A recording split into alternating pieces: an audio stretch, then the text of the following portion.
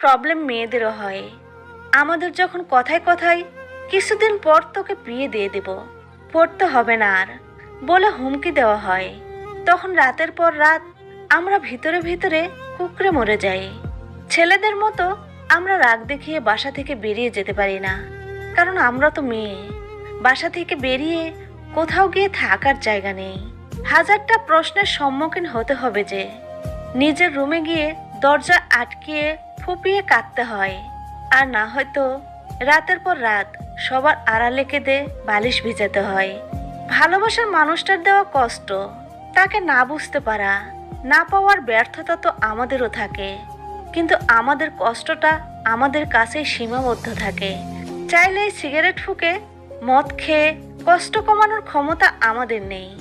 এই যে সমাজ হাজারটা প্রশ্ন তুলবে,